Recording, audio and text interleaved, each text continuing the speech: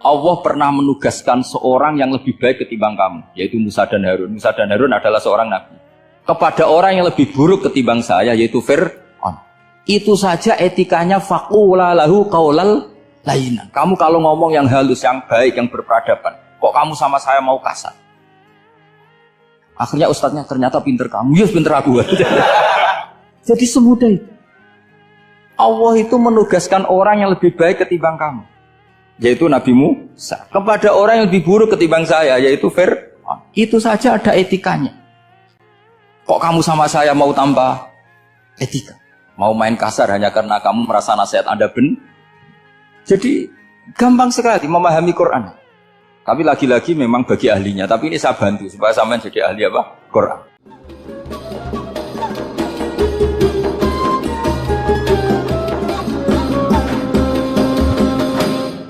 Ada sekian problem dalam memahami Quran, terutama kalau lewat terjemah. Problem itu bisa gawat betul, bukan gawat-gawatan tapi gawat betul. Misalnya ada ayat begini dan terjemahnya pasti begini. Fa'ainama tuwallu fathamma wajhullah. Kamu menghadap mana saja, di arah manapun, di sana ada ridhonya. Itu kalau hanya pakai terjemah, tentu menjadikan kita sholat bisa menghadap ke timur, ke barat, ke utara, dan ke apa? Selatan. Saya cerita sedikit tentang asbabun nuzul. Memang tema sekarang tentang asbabun nuzul. Dulu Rasulullah SAW ketika di Mekah itu sholat menghadap Ka'bah. Tapi setelah pindah di Madinah, di mana Madinah itu ada komunitas Yahudi dan Nasrani, Rasulullah itu menghadap ke Baitul Maqdis. Kira-kira 16 bulan, 16 sampai 17 bulan. Semua riwayat itu kisarannya hanya 16 sampai berapa? 17 bulan. Sehingga orang Yahudi itu bilang begini, Muhammad ini baiklah, meskipun dia membawa agama baru, tapi kiblatnya masih ikut kita, masih baik kan. Setelah 16 bulan, Nabi diperintahkan Allah untuk menghadap ke Ka'bah.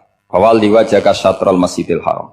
Maka orang Yahudi itu berontak. Berontaknya adalah kiblat mereka ditinggalkan. Cara berpikir orang Yahudi itu kiblat mereka ditinggal.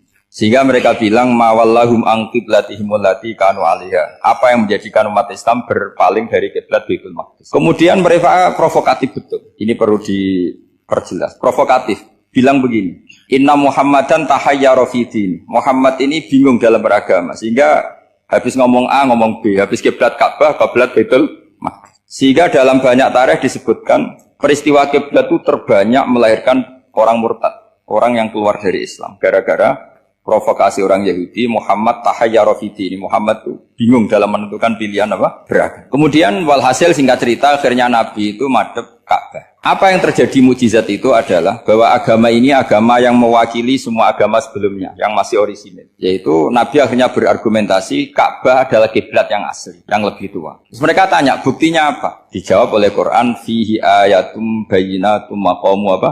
Ibrahim. Ka'bah bukti tertua adalah di situ ada makam Ibrahim. Makam itu jejak kaki. Ya kalau bahasa Indonesia makam itu kuburan. Kalau dalam bahasa Arab makam itu jejak apa? Jejak kaki. Sehingga diketahui oleh sejarah dibuktikan di situ ada jejak kaki siapa? Nabi Ibrahim. Sementara nisbatnya Baitul Maqdis itu adalah kepada Nabi Musa dan Nabi Harun. Yang ini adalah turunan dari Nabi siapa? Ibrahim. Hikmahnya apa? Begini, sebagai bukti bahwa Baitul Maqdis pernah menjadi poros Islam atau poros Tauhid, maka Nabi Muhammad pernah disuruh menghadap ke Baitul Maqdis. Buat inget-ingetan kalau ini pernah menjadi poros apa? Tahu? Tapi tetap tua-tuaan masih tua apa? Nah, kenapa tua Ka'bah tadi? Karena Ibrahim adalah Abul Anbiya, bapak dari para. Dan di situ ada jejak kakinya. Fihi ayatum bayyinatum maqam. Bukti itu belum cukup. Dibuktikan lagi bahwa Ismail kecil itu hidupnya di Ka'bah. Kita tahu sa'i baina Safa wal Marwah adalah karena Siti Hajar sedang mencari apa?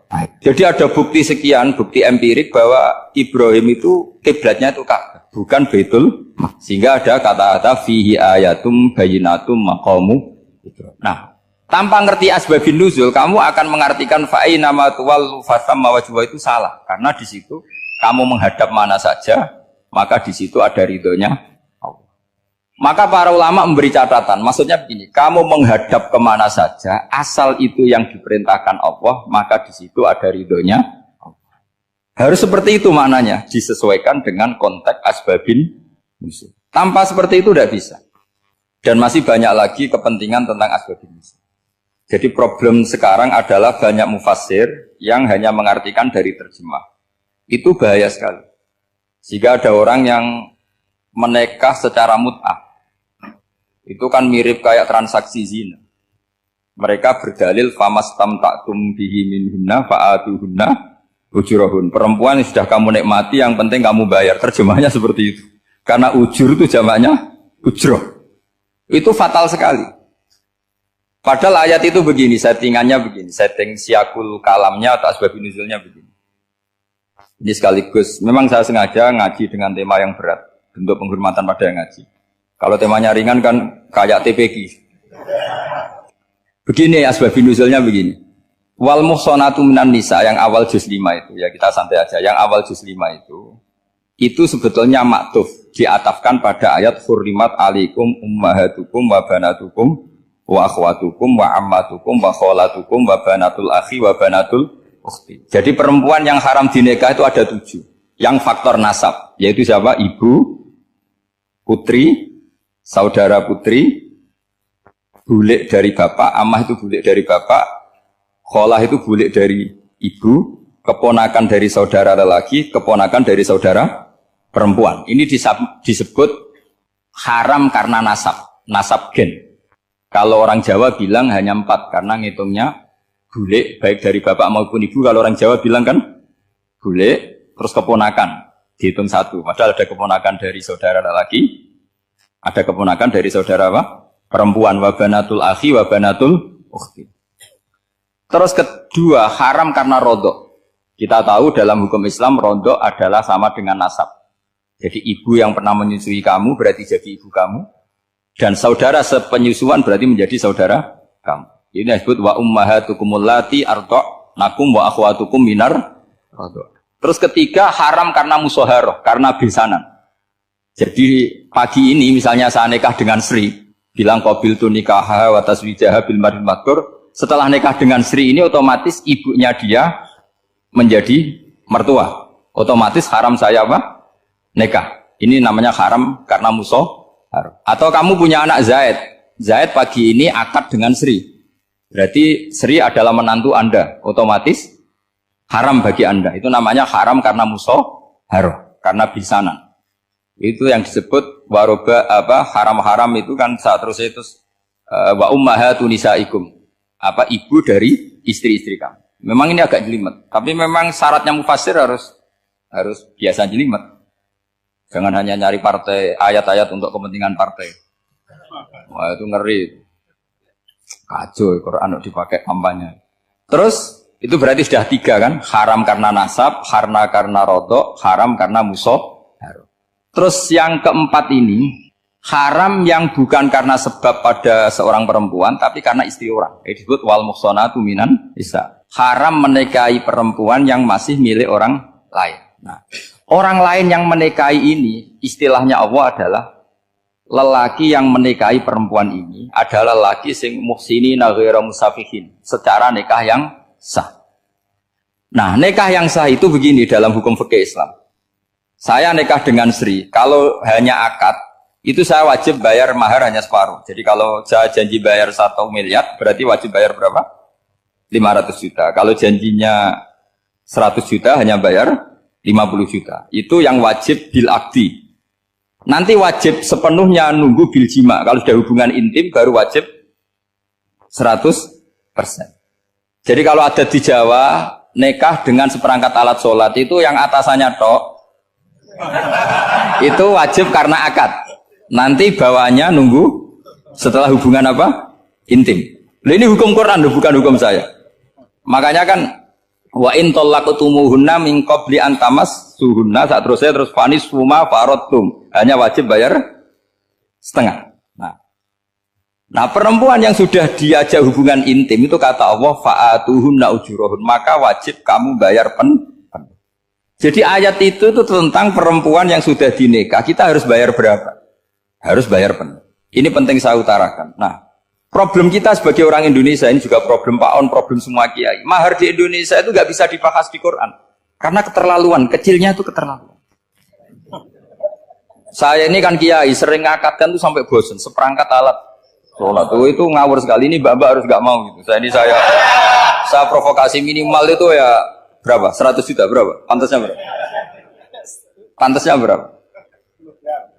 10 gram itu berapa nilainya? Kan 1 gram 500.000 baru 5. Ya sudah mendingan itu 10 gram. Quran itu bayangannya gini sambil latihan, yang hafal-hafal biar latihan. Jangan dapat beasiswa karena hafal tapi nggak jelas juntrungannya. Quran itu bayangannya gini, ini nggak mungkin Quran ini bisa dibaca di Jawa. Wa in aradtum istibdala zawjin makana zawji wa ataitum ihdahunna qintaran fala ta'khudhu minhu syai'a. Jika kamu nikah sama seorang perempuan, kemudian kamu cerai, maka mahar yang sudah kamu berikan jangan ambil lagi. Karena mahar di Arab itu mahal, 100 juta, kadang mobil Alphard, kadang GMC. Sehingga setelah menceraikan tuh kebayang menarik. Kok enak, dulu saya memberikan itu kan dapat servisnya, sekarang sudah saya cerai, saya tarik. Kalau mahar di Indonesia kan seperangkat alat sholat. Jadi gak kebayang ada kalimat fala ta'khudhu minhu syai'a, jangan ambil lagi. Kebayang ngambil aja enggak? Apalagi kalau nikahnya sudah 2 tahun kan sudah lusuh, sudah. Tapi kalau di Arab itu kebayang karena mahal. Makanya orang Arab suka nikah orang Indonesia karena murah. Jadi bahasa kintoron itu harta yang enggak ternilai. Wa ataitum ihdahunna kintoron. Kok yang enggak ternilai? Mahal betul. Itu pernah saya hitung, ada yang mahar itu 400 juta, ya sekira segitu. Nah makanya setelah dicerai, Allah memperingatkan setelah kamu kasihkan, ya jangan minta lagi. Kenapa kepikiran minta? Karena jumlahnya besar. Kalau di Indonesia kepikiran nggak minta, ya? Nggak kepikiran, saking kecilnya. Seperangkat alat sholat, kadang 1 juta. 1 juta itu setelah hubungan intim, sebelumnya yang wajib hanya 500. Itu kan nggak kebayang. Makanya susah ngartikan Quran di Indonesia, kadang susah, karena kadang terlalu. Itu pernah Sayyidina Umar radhiyallahu anhu pernah bilang begini, wahai para perempuan, mahar itu jangan mahal-mahal, kasihan para lelaki. Itu ada perempuan alimah, ya orangnya alim betul. Itu usul langsung gini, ya Amirul Mukminin, laisa dzalika laka ya Amirul Mukminin. Waqad qala ta'ala wa ataitum ihdahunna qintaran. Kamu hanya seorang Amirul Mukminin, tidak berhak bikin aturan pembatasan mahar. Allah saja tidak batasi, kenapa kamu batasi? Sehingga dulu yang namanya nikahnya Sulaiman Agung atau Jamaluddin siapa Ratu Agung, kalau hadiah ya sampai tas mahal itu. Ini kan dari bahasa Arab mumtaz mahal. Mumtaz itu istimewa, mahal itu tempat. Dia punya istri yang sangat dicintai, dikasih hadiah mumtaz mahal. Terus ilat Jawa jadi apa? Tas mahal. Itu sama Mujitulik Labab kalah. Itu kalau cerai kan kepikiran minta lagi. Dikasihkan yang baru. Tapi kalau di Indonesia tidak mungkin karena apa tadi? Seperangkat alat sholat. Begitu nyari yang murah lagi. Yang bagus kitanya, bungkusnya yang bagus. Maka nggak mungkin kita maknani Quran tanpa mengenal yang bernama asbabin. Karena makna ayat itu bisa kacau kalau kita tidak tahu asbabin. Yaitu kayak tadi makna fa'ina ma tuwallu fasamma wajhu. Itu maknanya kan kamu menghadap mana saja, boleh saja di sana ada ridhonya Allah. Berarti kan bisa ke timur, ke selatan, ke utara, ke barat. Itu bahaya betul. Sehingga kata ulama harus mengkaji asbabin supaya porsi ayat ini sampai semana jauhnya itu kita tahu. Tanpa tahu itu tidak bisa. Begitu juga menyangkut kiblat. Sekarang saya tanya, kemarin kan ramai dulu di Kemenak, kiblat semuanya diukur dengan GPS, terus beberapa masjid dikomentari salah karena diukur pakai apa? GPS. Kalau dalam bahasa falak disebut yaumarosdil kiblat. Memang bisa diilmoni. Tapi pertanyaannya begini, dari awal Allah ngendikan fawalli wajhaka syatral masjidil haram. Kamu yang penting sholat itu menghadap masjid. Masjid itu ya bangunan. Sehingga kata Ibnu Abbas yang diriwayatkan banyak ulama mengatakan Al-Ka'bah kiblatun li ahlil masjid wal masjid kiblatun li ahlil haram wal haram kiblatun li ahlil masyriq wal maghrib. Jadi kalau orang di dalam masjid kiblatnya harus Ka'bah. Di luar masjid kiblatnya asal bangunan Masjid Haram. Tapi di luar sini kayak di Indonesia boleh semua tanah haram. Kenapa begitu? Kata Ibnu Abbas karena Quran turun bilisanin Arabiyyin mubin. Jadi kalau orang Jogja kalau mau ke Jakarta arahnya kemana? Barat. Itu sebetulnya ketika Anda ke barat itu persis Jakarta apa bisa saja pasnya itu Pangandaran. Tapi orang itu akan bilang kalau ke barat ya ke Jakarta. Meskipun presisi Anda tepatnya di Pangandaran. Nah kiblat seperti itu, asal orang menghadap ke barat itu orang sudah bilang ke kiblat. Gak usah sedetail misalnya harus pas Ka'bah. Saya pernah debat sama tim ahli Kemenak. Gak bisa Gus, sekarang ada GPS harus tepat Ka'bah. Terus saya bilang gini, Kalau teori Anda benar, berarti semua masjid luasnya maksimal 16 meter. Ka'bah itu luasnya hanya 16 meter. Berarti Masjid Ulil Albab yang pojok sana sama pojok sana, kira-kira itu ya sudah tidak kena Ka'bah. Kalau harus tepat, Ka'bah itu kan diameternya hanya 16. 16 sampai 18 kalau nggak salah.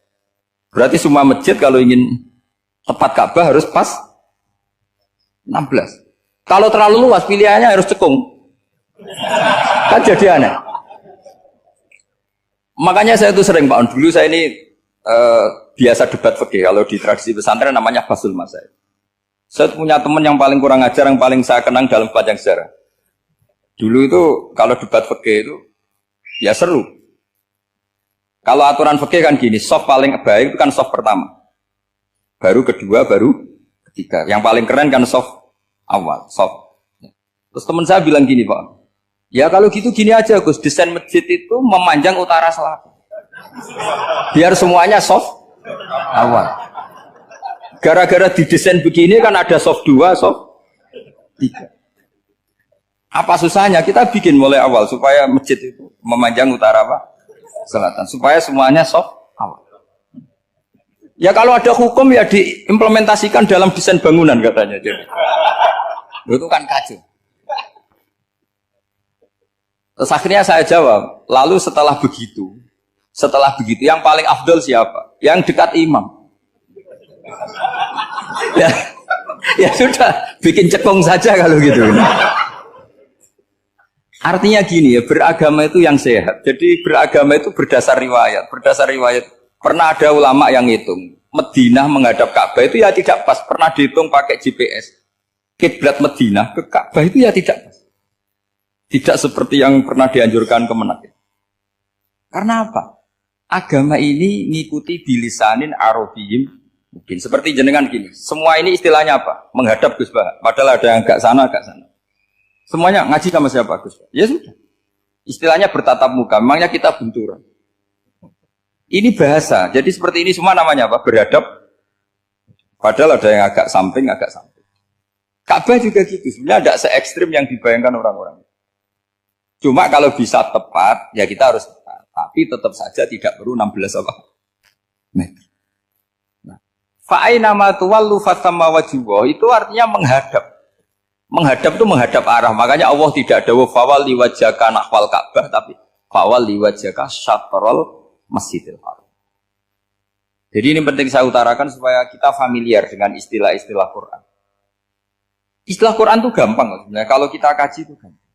Problem kita tidak pernah mengkaji, jadi semuanya asing. Kalau kita mengkaji itu gampang sekali. Saya punya sekian cerita betapa pentingnya mengkaji Quran. Harun ar-Rasyid itu dinasti Bani Abbasiyah. Itu pinter sekali. Ada seorang ustadz yang agak ekstrim. Itu datang ke Harun ar-Rasyid. Ya Amirul Mukminin, inni nasihun laka famusaddidun alaika. Fala tajidanna alayya fi nafsika syai'an. Saya mau nasihati kamu, tapi saya mohon jangan masukkan hati. Karena nasihat ini penting. Tapi saya akan keras, vulgar. Akan keras, kritik saya akan keras. Karena Anda sebagai Amirul Mukminin tidak pedes. Apa kata Amirul Mukminin Harun ar-Rasyid? Uskut ya Ustadz. Nah, sebagai riwayat uskut ya jahil. Kamu itu Ustadz bodoh, tidak usah banyak omong. Terus ditanya, kenapa saya bodoh? Terus dibacakan ayat faqula lahu qaulal layyina la'allahu yatadzakkaru aw yakhsha. Inna Allaha ta'ala qad arsala man huwa khairun minka ila man huwa syarrun minni. Wa ma'a dzalika qala ta'ala faqula lahu qaulal layyina. Allah pernah menugaskan seorang yang lebih baik ketimbang kamu, yaitu Musa dan Harun. Musa dan Harun adalah seorang nabi. Kepada orang yang lebih buruk ketimbang saya, yaitu Fir'aun. Itu saja etikanya faqula lahu qaulal lainnya. Kamu kalau ngomong yang halus, yang baik, yang berperadaban, kok kamu sama saya mau kasar? Akhirnya ustadznya ternyata pinter kamu, ya pinter aku. Jadi semudah itu. Allah itu menugaskan orang yang lebih baik ketimbang kamu, yaitu Nabi Musa, kepada orang yang lebih buruk ketimbang saya, yaitu Fir'aun. Itu saja ada etikanya. Kok kamu sama saya mau tambah etika? Mau main kasar hanya karena kamu merasa nasihat Anda benar? Jadi gampang sekali memahami Quran. Tapi lagi-lagi memang bagi ahlinya. Tapi ini saya bantu supaya sampean jadi ahli apa? Quran. Meskipun ngajinya sebulan sekali. Sudah sebulan sekali tidak punya kitabnya. Sudah. Jadi ulama dulu kalau belajar Quran itu gampang. Saya berkali-kali cerita. Yang kitab saya baca di rektorat namanya Syajaratul Ma'arif. Itu kalau cerita bikin judul itu enak sekali. Babuna fil ibad bikulil bilad. Bab seseorang di mana saja hidupnya harus bermanfaat. Terus dalilnya itu hanya mengutip makalahnya Nabi Isa, wa ja'alani mubarakan ainama kuntu. Ciri utama seorang nabi apa? Saya di mana-mana adanya berkahi orang lain. Jadi berkah bagi orang lain. Maksudnya tidak jadi problem bagi orang lain. Artinya kamu hidup entah di Jogja seperti Pak Ono orang Jember, saya orang Rembang. Hidup di Jogja manfaat, di Jember ya manfaat, di mana-mana manfaat. Saya pernah di Korea seminggu ya manfaat. Saudara kita TKI yang di Korea ya manfaat, di sana bikin masjid, bikin apa. Karena ngendikane Allah menceritakan Nabi Isa siapa? Wa ja'alani mubarakan ainama kuntu. Saya adalah orang yang di mana-mana berkah. Artinya manusia eksistensinya harus seperti itu, hidup di mana saja. Gampang sekali memahami. Pernah Imam Syafi'i ditanya, kalau kamu enggak kehilangan air atau enggak ada air di satu daerah, cari-cari dulu. Sampai enggak ketemu. Setelah enggak ketemu air baru kamu boleh tayam. Imam Syafi'i ditanya, apa dalilnya harus mencari dulu? Kalau nggak ada air ya langsung tayamum saja. Kenapa harus nyari-nyari dulu? Jawabnya Imam Syafi'i itu gampang sekali. Qala ta'ala falam tajidu ma'an. Kemudian kamu tidak menemukan air. Di mana-mana tidak menemukan setelah mencari. Kalau belum mencari namanya tidak tahu. Kan ayatnya kan falam tajidu ma'an. Kemudian kamu tidak menemukan air. Tidak menemukan tuh nyari dulu apa langsung ambil sikap? Nyari dulu baru kesimpulannya tidak ketemu. Kalau belum pernah nyari namanya tidak tahu. Segampang itu ulama dulu memahami Quran karena konstruksinya utuh. Yaitu mereka tahu betul bahwa Quran itu bilisanin Arabiyim. Ketika Futuhat Syam. Syam dulu itu dikuasai tentara Romawi. Era Sayyidina Umar Futuhat. Yerusalem dikuasai tentara Islam. Itu awal Sayyidina siapa? Umar radhiyallahu anhu. Ketika Futuhat mau ada pesta besar-besaran. Tapi Umar menolak. Ketika menolak, kenapa Anda menolak? Beliau hanya baca ayat Inna Allaha ta'ala ayyara qauman faqala adhabtum thayyibatikum fi hayatikumud dunya. Allah itu mengkritik satu komunitas kaum yang zaman di dunia menghabiskan semua kenikmatan. Maka kita tidak perlu syukuran besar-besaran. Jangan-jangan jatah kita di akhirat kita habiskan di dunia. Itu adhabtum thayyibatikum fi hayatikumud dunya. Semudah itu. Semudah itu ulama. Rasulullah pernah dahar, pernah makan.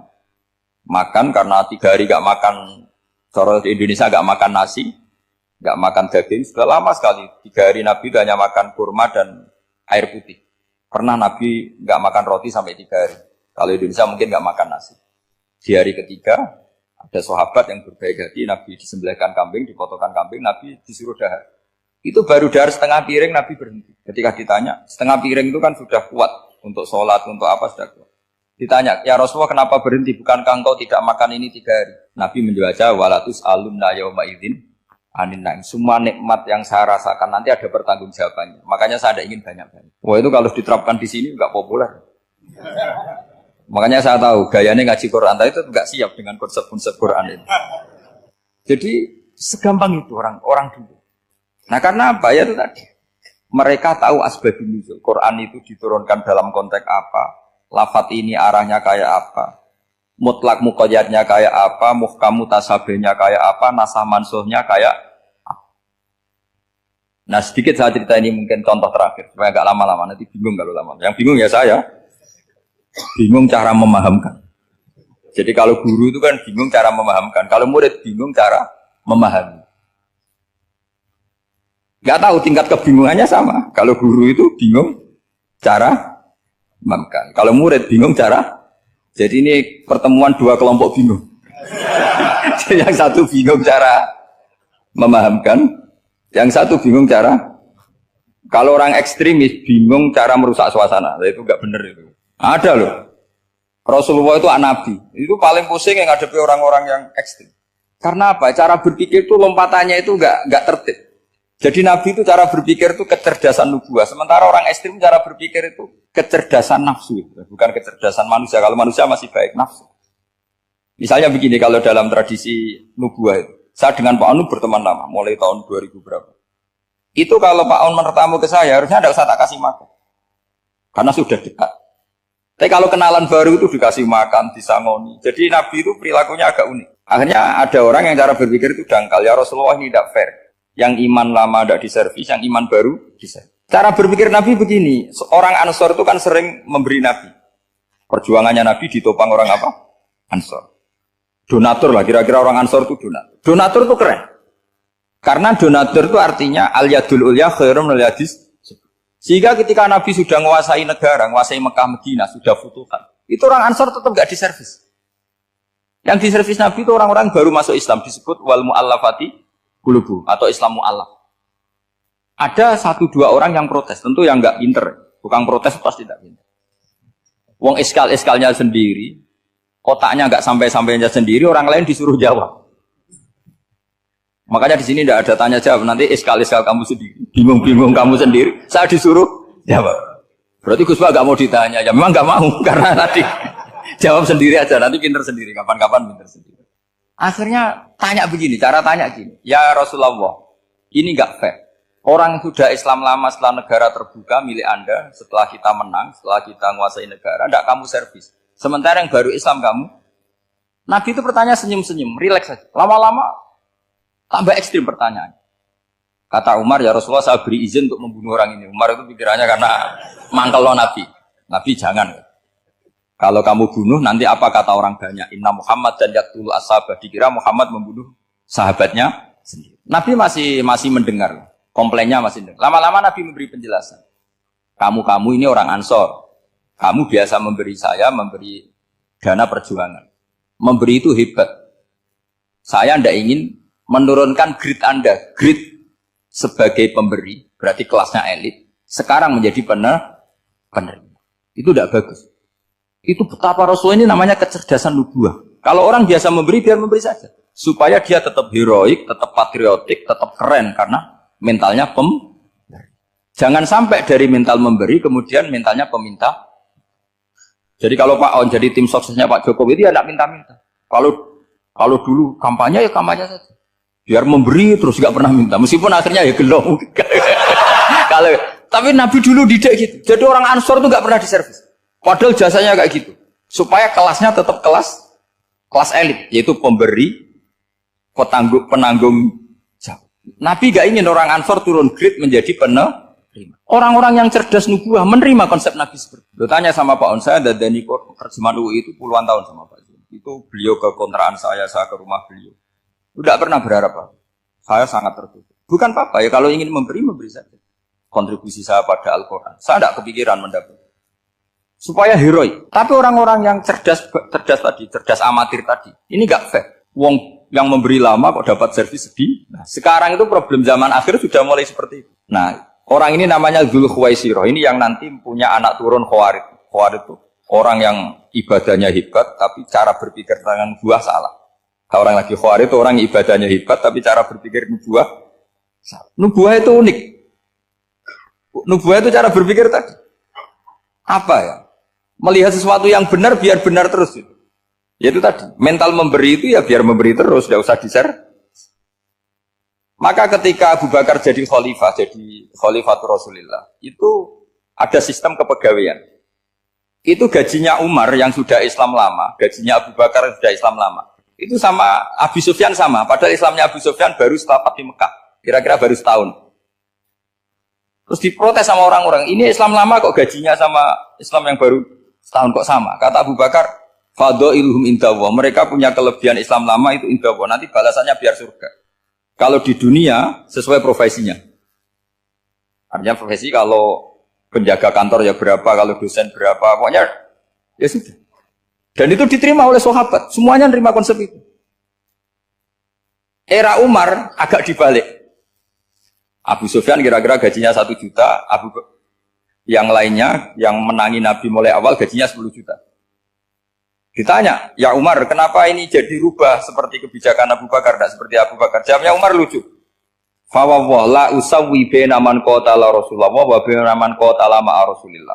Demi Allah saya tidak akan pernah menyamakan orang yang dulu merangi Rasulullah yaitu Abu Sufyan dengan orang sing selawase dari Rasulullah yaitu Sayyidina Ali dan sebagainya.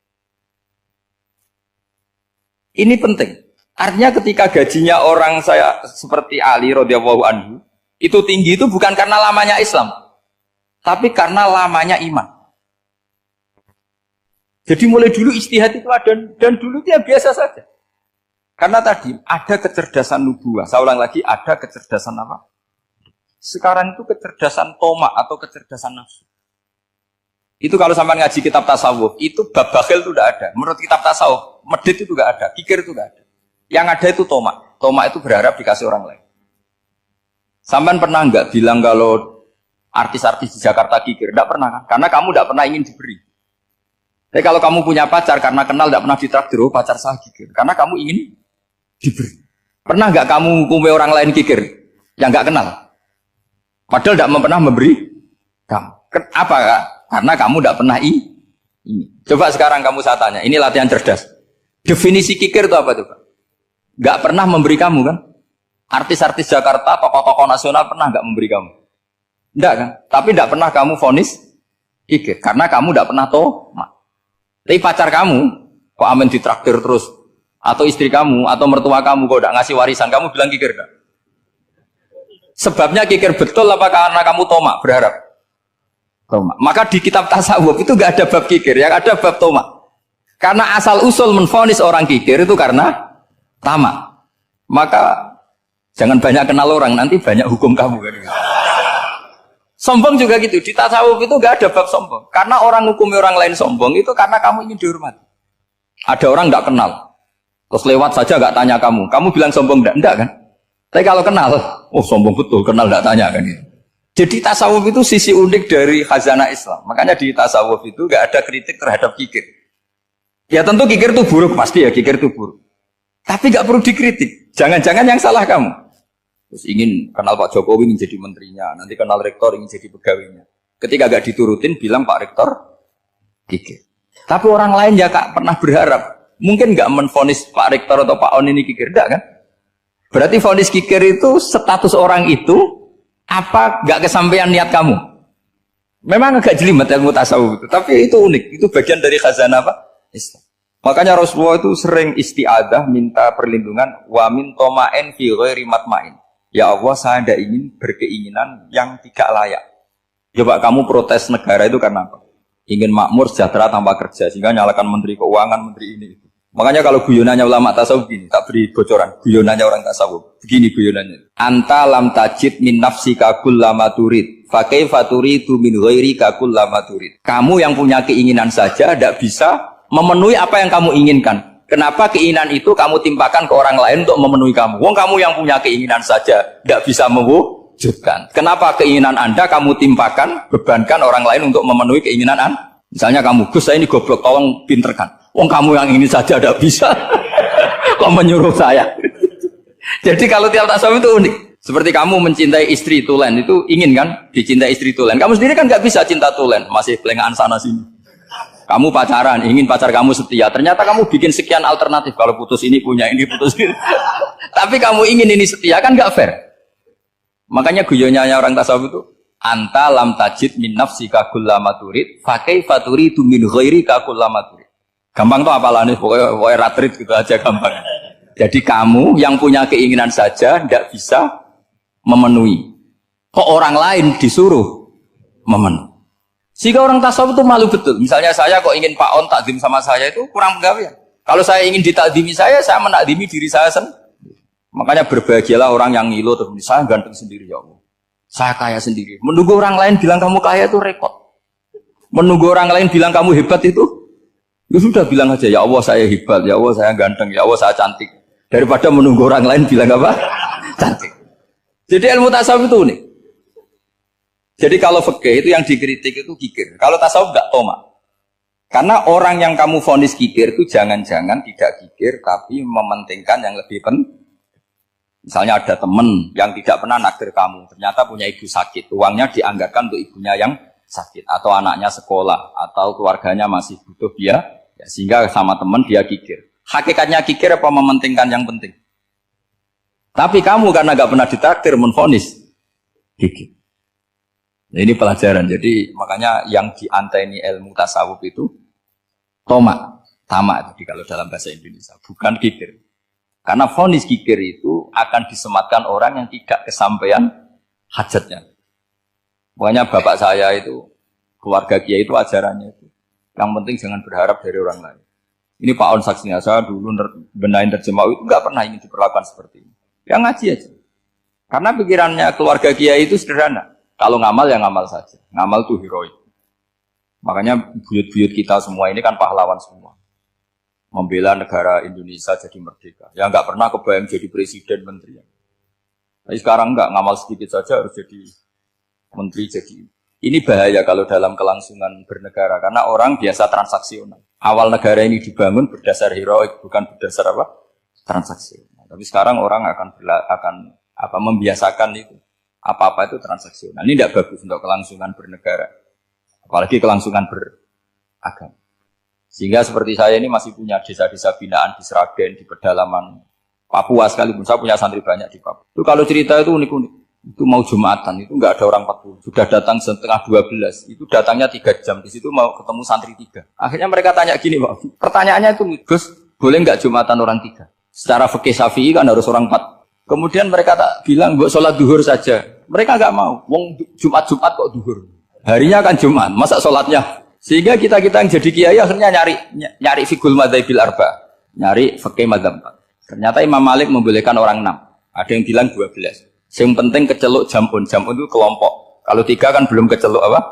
Belum disebut apa? Ini penting saya utarakan supaya kita berjuang itu bukan karena selfish seperti ini. Tapi yang namanya dakwah itu menjadikan orang tidak tahu menjadi tahu. Termasuk kepada desa-desa tertinggi.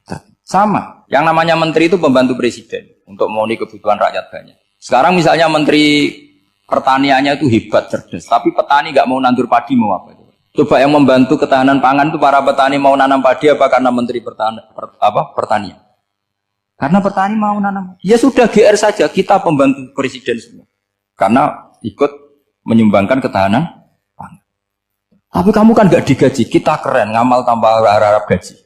Ini penting supaya Anda itu nggak hati kecil gitu. Ikut menyumbang negara tanpa ingin dapat gaji. Keren enggak? Nah, itu nubuah. Apa? Nubuah. Orang Ansor itu seperti itu. Sehingga ketika Rasulullah wafat dan ada kompetisi kepemimpinan, itu orang Ansor gak ikut. Sudah kita makmum saja, silahkan dibagi di saking baiknya orang Ansor. Nah, makanya saya ulang lagi ya. Kecerdasan nubuah ini yang gak difahami orang Khawarij. Orang Khawarij cara berpikir yang kerja banyak harus dapat banyak. Sementara kecerdasan nubuah enggak. Yang biasa memberi, terus memberi saja, biar derajatnya tetap al-yadul ulya. Bismillahirrahmanirrahim. Ini saya baca supaya dapat berkahnya ulama-ulama dulu. Karena ini dikarang oleh ulama yang dipakai rujukan seluruh dunia. Begini, qala Ibnu Taimiyah, ma'rifatu sababin nuzuli yu'inu ala fahmil ayat. Jadi mengenali asbabin nuzul itu membantu memahami secara benar ayat itu. Karena tadi, kalau ayat itu dipotong, itu maknanya bisa kacau. Kayak tadi, famastamta'tum bihi minhunna fa'atuhunna ujuruhun. Kalau diterjemah itu kan mendukung kawin mut'ah. Kalau terjemahnya saja, perempuan siapa saja yang pernah kamu nikmati, yang penting kamu bayar. Itu kan aliran sesat dan menyesatkan. Itu konteks asbabun nuzul tidak seperti itu. Perempuan yang sudah menjadi istri kamu, seorang lagi perempuan yang sudah menjadi istri kamu, jika sudah kamu hubungan intim, maka maharnya harus dibayar penuh. Tapi kalau belum hubungan intim, maharnya hanya wajib separuh. Fanisfu ma faradtum illa ayafuna aw ya'fu alladhi biyadihi uqdatun nikah. Tapi tadi kalau di Indonesia gimana Gus? Itu yang repotnya. Maharnya itu tadi mau kena atasan dan apa? Bawahan. Wah kacau kalau di Indonesia. Sehingga kita bingung kalau dalam logika Arab kan gitu. Bayangannya kalau cerai, kata Allah, fala ta'khudhu minhu syai'an. Harta yang sudah kamu berikan ke istri jangan diambil lagi. Sampai dilarang ngambil tuh karena jumlahnya banyak sehingga kepikiran ngambil. Kalau di Jawa nggak usah dilarang sudah tidak akan ngambil karena rukuhnya sudah lulus. Itu susahnya baca Quran di Jawa. Ya. Karena dari awal maharnya terlalu apa? Kecil. Terus beliau Imam Suyuti termasuk di sini menyontohkan yang pasti salah kalau difahami yaitu tadi ayat apa itu fa'inama tuwallu fasamma wajib. Jadi beliau terus meringatkan betapa pentingnya mengenali asbabin nuzul. Karena asbabin nuzul itu gampang. Saya ulang lagi, asbabin nuzul itu gampang. Gampangnya begini ya, kan ada satu peristiwa. Misalnya begini, Rasulullah itu kan mengkritik penuhanan Lata dan Uzza. Berhala-berhala itu dituhankan, dikritik sama Rasulullah. Kemudian mereka begini, karena mereka biasa personifikasi Tuhan. Muhammad, kalau Tuhan itu tidak Lata Uzza dan itu terbuat dari batu, lalu Tuhan Anda itu dari apa? Amin fiddotin audhabin. Lalu Tuhan Anda ini dari emas apa dari perak? Karena mereka nggak bisa membayangkan Tuhan tanpa dipersonifikasi. Terus Allah menurunkan qul huwallahu ahad, Allahus somad, lam yalid wa lam yulad wa lam yakul lahu kufuwan ahad. Karena otaknya mereka sudah begitu, yang namanya Tuhan itu harus dipersonifikasi. Makanya saya kemarin di Korea seminggu, cerita yang paling unik gini Pak On, ada bos Islam, ada bosnya TKI yang baik. Mereka mengizinkan pekerjanya sholat. Bareng sholat tuh diingeti ke atas ke bawah, kok nggak ada arcanya. Sehingga setelah sholat dibilang, apa saya berikan berhala sekalipun? Karena nggak kebayang ada orang sholat kok tanpa berhala, tanpa Tuhan. Yang kamu sembah itu mana? Kok nggak ada? Apa tak belikan? Jadi unik. Nah teman saya yang satu unik lagi, dia termasuk pegawai Garuda yang derekno saya ke Korea itu orang pegawai Garuda. Dia karena orang kaya biasa ke Eropa kemana-mana itu. Singkat cerita dia sholat di mall karena nganggep Korea itu sudah negara maju kayak Eropa. Setelah sholat di mall pas asar itu, security-nya nelpon polisi. Pak polisi di sini ada ritual teroris. Jadi kalau menamakan sholat itu ritual teroris. Jadi artinya apa? Ritual-ritual yang kita lakukan itu macam-macam cara pandang. Orang ateis itu kan Cina kan Korea itu kan ya Cina lah, Korea, Jepang, RRC itu kan sipit. Itu ya yang namanya ibadah sembahyang harus ada patungnya atau ada arcanya atau ada benda-benda itu. Orang Islam kan nggak ada sama. Makanya mereka itu kok bisa? Problemnya kita, saya ulang lagi, ini problemnya. Problemnya kalau ada itu ya repot. Begini misalnya, ini masih tentang asbabun nuzul. Ini contoh terakhir tentang masih asbabun nuzul. Umar radhiyallahu anhu, sahabat Umar itu kalau mencium Hajar Aswad itu sambil gedumel. Tidak berdoa tapi gedumel. Masyhur. Itu ada di Bukhari. Alim tu annaka hajarun la tadurru wa la tanfa walau la anni ra'aitu Rasulullah wa qabbalaka ma qabbaltuka. Saya tahu loh. Nyium Hajar Aswad dicium tapi sambil gedumel. Saya tahu loh kamu hanya batu, enggak mandoroti, enggak manfaati. Kamu jangan GR, saya cium itu jangan GR. Kalau saja saya tidak melihat Rasulullah mencium kamu, maka saya ada sudi nyium kamu. Dah gitu aja. Terus itu tiap nyium Hajar itu tidak doa. Kalau kamu kan enggak minta kaya, minta macam-macam. Kalau Umar malah gedumel. Nah kenapa demikian? Itu ada asbabun nuzulnya. Umar itu saksi sejarah. Ketika Rasulullah Fathi Mekah, Nabi kan tawaf terus mencium Hajar. Itu di belakang masih banyak orang kafir. Kebetulan Umar masih di sana. Sudah Islam Umar, tapi dia di belakang. Dengar orang-orang kafir, Muhammad itu tua aneh. Katanya melarang nyembah batu. Ternyata dia nyembah batu.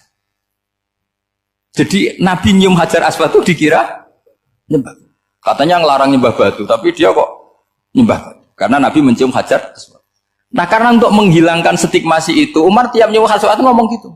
Ada kan ada sound system, mungkin jadi sound system. Supaya jelas bahwa penciuman ini bukan karena menyembah.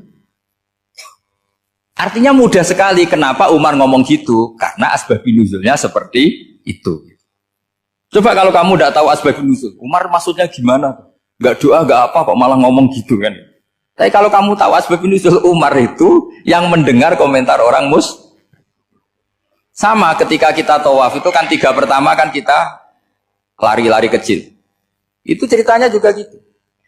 Rasulullah itu hidup di Medina, terus diterkenalkan miskin. Medina itu kota wabak, kota penyakit, endemik. Dulu Medina, Yasrib itu kota endemik. Sehingga kata orang kafir-kafir Mekah, yaji uliha dalbet kaumun kot wahanat huma Yasrib. Nanti akan datang satu komunitas kaum yang sudah lemas karena kena penyakit apa? TBC dari apa? Yasrib. Nabi dengar itu, makanya terus bilang ke para sahabat, tunjukkan kalau kamu kuat dengan cara lari 3 kali. Terus pakai pakaian yang kelihatan maco, yaitu yang dipakai lelaki-lelaki. Bahunya dikelihatkan.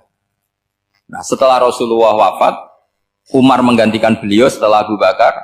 Umar bilang gini, sebetulnya tawaf seperti ini, yaitu lari pertama 3 putaran pertama lari dan memperlihatkan pundak seakan-akan orang maco itu sudah enggak perlu. Karena alasan itu sudah tidak ada. Tapi ini tinggalan Rasulullah, maka jangan rubah ya tetap seperti ini. Akhirnya meskipun sudah tidak ada alasan tadi menjawab stigmasi orang kafir, tetap tawaf seperti itu. Jadi memang agama itu unik. Kadang kita harus tahu alasannya, tapi alasan itu kalau menjadi mahatul hukmi, pijakan hukum sah. Misalnya kamu terus bilang gini, ya berarti tawaf sekarang bebas, gak perlu seperti itu. Kan alasan itu sudah tidak ada. Nah di sini pentingnya riwayat. Riwayat itu begini, logikanya sudah nggak ada, tapi kaifiah itu, cara itu masih kita terus. Dan itu memang, saya ulang lagi, harus tahu asbabun nuzul. Saya beri contoh ya misalnya, wa idza darabtum fil ardi falaysa 'alaikum junahun an taqsuru minas shalah. Terus ayatnya di mana? In khiftum ayyaftinakumul ladzina kafaru.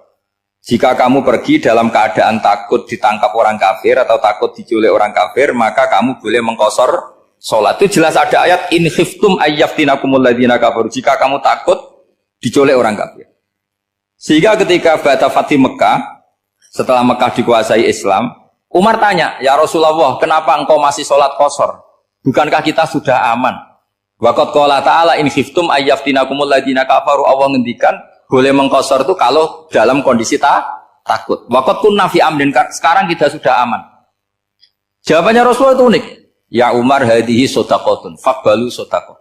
Ini sedekahnya Allah, bonus, sudah terima aja, enggak usah catatan-catatan gitu. Sehingga era Umar ya ada lagi yang tanya Umar begitu.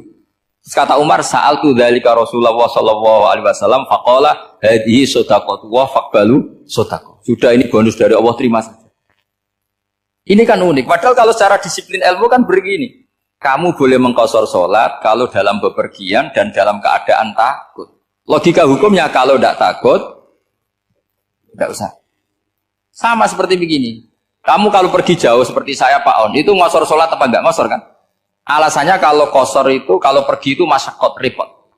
Sekarang pergi kita pakai Alphard, pakai Innova, bawa uang, disupirin, itu masyakot enggak? Enggak kan? Tetap boleh jamaah enggak? Boleh. Sebenarnya kamu jamaah itu karena pengetahuan hukum apa karena enak jamaah? Kalau alasannya masyakot, kan sekarang sudah ada, enggak repot. Ya sudah pakai hadis tadi, ini hadiah, terima saja. Jadi makanya agama itu riwayat. Tapi ada saja ulama yang agak balik loh. Agak balik gini, banyak juga ulama misalnya duwe gawe, ibunya sakit terus ribet jamak sholat. Kenapa? Ribet ngurmat ibu. Makanya ada saja kiai yang duwe gawe mantu itu terus jamak sholat, tapi jangan ikuti. Tapi ada saja karena alasannya jamak itu karena apa? Repot. Ya ada saja, tapi ya jangan ditiru. Cuma saya ini cerita yang analisis hukum itu memang agak-agak unik. Jadi tadi kadang Nabi itu ditanya, ya Rasulullah, kita dulu boleh jamak qasar ini kan karena in khiftum ayyaftinakumul ladzina kafaru, takut diancam orang kafir. Sekarang aman, kenapa tetap jamak? Jawabannya Nabi, ini hadiah, terima saja. Ya ada sahabat yang bantah, kenapa Nabi? Allah itu zat yang baik. Kalau sudah ngaji bonus nggak pernah ditarik lagi. Makanya Nabi kalau berdoa itu unik. Ya. Siapa yang disiksa di dunia karena dosanya, fawahu akramu min ayyus sanniya uqubatahu fil akhir. Kalau ada orang salah kok di dunia sudah dikasih sanksi, Allah itu lebih mulia untuk mengulang nanti di akhirat. Akram itu Allah terlalu mulia, maksudnya orang kepikiran wis males ya selesai, tidak akan kalau sampean kan enggak, masih ingin lagi. Jadi itu cara berpikir nubuah. Jadi berpikir nubuah itu beda. Ada orang pas sujud diinjek sama orang fasik, diinjek, kemudian si yang sujud tadi, wallah la yaghfiru wa laka, demi Allah tidak akan ngampuni kamu. Itu langsung Allah memberi wahyu sama Nabi di zaman itu. Bilangin yang sedang sujud itu, dia harus minta maaf sama saya, kata Allah. Man dzalladzi yata'alla ala fulan, dia bersumpah bahwa Allah tidak akan memaafkan orang, itu harus diralat. Nabinya iskal, kenapa ya Allah? Yang Tuhan itu saya ini punya sifat dua, bisa menyiksa dan bisa memaafkan. Kenapa dia milih sifat saya satu tidak memaafkan? Akhirnya apa? Orang yang nginjek tadi sama Allah dikasih tobat dan jadi orang soleh. Jadi itu makanya kamu nggak boleh jadi orang ekstrim nyifati Allahnya satu. Nggak boleh, Allah tetap bisa yaghfiru liman yasha wa yu'adzibu man yasha. Sifatnya Allah dua ya tetap dua, nggak boleh kamu pilih satu. Misalnya kamu kan biasanya gini, yang ghafur untuk kamu, yang sadidul uqab untuk orang lain. Mesti kelakuannya sama kan begitu. Tidak boleh seperti itu. Rasulullah kayak apa bencinya sama Wahsy? Karena Wahsy itu qatilu Hamzah. Yang membunuh Sayyid Hamzah siapa? Itu bencinya bukan main Rasulullah. Sampai maksud-maksud Wahsy. Tapi sama Allah malah diturunkan ayat laisa laka minal amri syai'un aw yatuba alaihim aw yu'adzib. Muhammad, meskipun kamu kekasih saya itu tidak wilayah kamu, maafkan atau enggak, terserah saya kata Allah. Ternyata betul, malah Wahsy dikasih tobat. Nah sekarang enggak, orang itu nyifati Allah sama orang lain sadidul iqab, kalau sama dirinya enggak boleh seperti itu. Allah ya sifatnya tetap. Jadi boleh kamu misalnya berdoa, ya Allah mbak yang cantik itu semoga dapat jadi istri saya. Mbaknya juga boleh berdoa, ya Allah naudzubillah min dzalik. Jadi ini adu kekuatan, nanti terserah nanti Allah pihak yang mana. Kayaknya pihak yang perempuan. Karena kasihan kan kalau cantik dapat orang apa? Jelek. Saya tuh andaikan boleh fatwa fikih, yang saya haramkan tuh orang jelek dapat orang jelek. Karena kasihan anak-anaknya, tahu-tahu jelek banget. Jadi kan kasihan itu. Jadi dalam Islam itu seperti itu. Jadi apapun benci kita sama musuh kita, Allah bisa saja memperlakukan musuh kita secara baik. Karena Allah itu yaghfir. Tetapi kita harus sifati Allah yaghfiru liman yasha wa yu'adzibu. Jangan karena kita benci seseorang seakan-akan Allah sama dia pasti menyek. Itu yang dicontohkan Allah kepada Rasulnya, itu beliau tidak cocok sama Wahsy, malah Wahsy dikasih petunjuk. Makanya terus ada ayat apa laisa laka minal amri syai'un aw yatuba alaihim aw yu'adzib. Muhammad, tidak wilayah kamu saya menentukan mengadab atau mengam. Makanya rata-rata kiai ulama itu halim. Orang halim itu rileks, layinal janib, tidak gampang menvonis orang lain. Biar Allah tetap dengan sifatnya yaf'alu ma yasha, bahwa Allah bisa melakukan apa saja. Soal kamu benci sama seorang, benci saja atas nama kamu, jangan nyatut-nyatut Allah. Misalnya kamu cinta seseorang, wah ini yang calon presiden ini harus jadi presiden. Ternyata Allah menghendaki jadi menteri, mau apa? Ya Allah yaf'alu ma yasha, mau apa coba? Yang kiai atau Pak On, BPAI, pantasnya kan menteri agama itu Pak On. Tapi kalau Pak yang takdir gitu mau apa ya sudah, Allah ya falu santai aja. Itu rileksnya ahlul ilmi, ya sudah santai saja. Ini negaranya Allah, ini kerajaan Allah, ini buminya Allah, ya Allah biarin ya falu. Mas, jadi Tuhan Allah kamu yang repot. Jadi Tuhan itu Allah, kamu yang repot.